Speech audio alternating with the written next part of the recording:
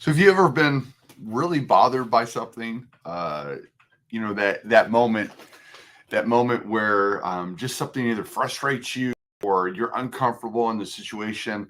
Uh, I get that every once in a while, and it's interesting to me because I'll come back from an experience I've had and kind of be in shock.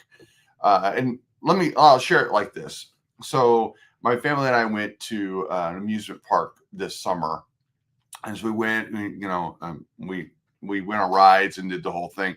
I was shocked. I was shocked by the dress of so many individuals, from young girls all the way up. Uh, I was shocked by the conversations, the language I heard, from young kids all the way up. Uh, it really bothered me, and I was shocked. And then I kind of come back and talk to my wife, and really wondered why I was shocked when I'm going out into the world. Why am I shocked that I'm going to encounter the world? Why am I shocked that I'm encountering situations like that I'm encountering individuals dressed in almost nothing, the language and attitudes? Why am I shocked by all that? And so today I was reading Second Peter chapter 2. Peter's talking about the immorality. He's talking about the end time, or the prophecies and false teachers that are going to come through, and all these struggles, all these things are going to happen. Realize that they're going to happen within the church, right? Stuff's going to happen. There's going to be struggle, the whole thing. But he starts talking about like Noah's time. He's talking about angels and how God sent the angels that disobeyed down into chains, and he gets to Sodom and Gomorrah, and it's just this verse 7. So Second Peter chapter 2 verse 7. But God also rescued Lot out of Sodom because he was a righteous man who was sick of the shameful immorality of the wicked people around him. Yes, verse 8. Lot was a righteous man who was tormented in his soul by the wickedness he saw and heard day by day. And made me think, as I was reading that and thinking through this process, thinking through those moments that I walk out and I'm shocked by the immorality, that I'm shocked by the wickedness, and I'm shocked by these things. Because, can I be honest with you? Maybe because I go to church and I spend most of my time with Christian individuals that love the Lord, that live moral lives. Yes, there's a moral right and wrong, that they're morally on the right side. They're not dressing provocatively. What does that mean?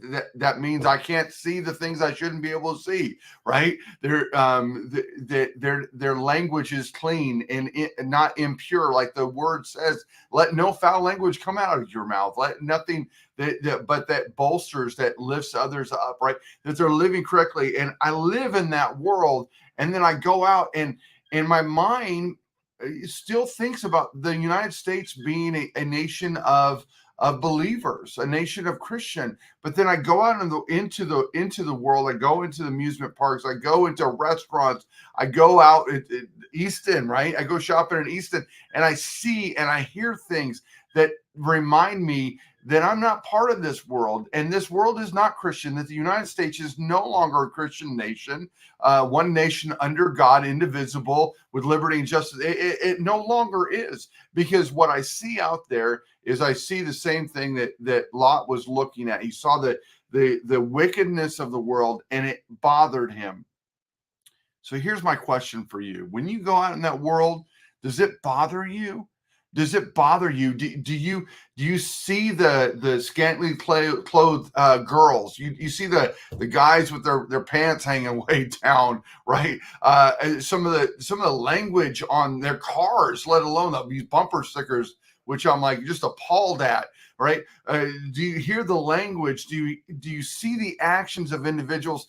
And does it make you uncomfortable? Because if it doesn't make you uncomfortable, can I tell you something? You become part of the world.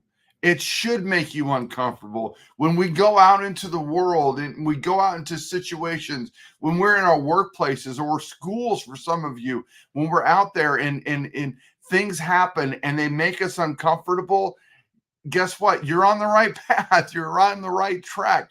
The problem becomes when we get comfortable with those things, when we get so used to the world that those things don't bother us anymore, because before long, we become part like that. We begin to talk and have the same language.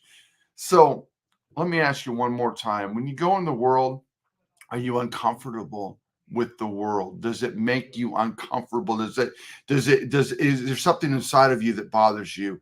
If yes, you're on the right track. If no, it's time for you to get back to God, to recognize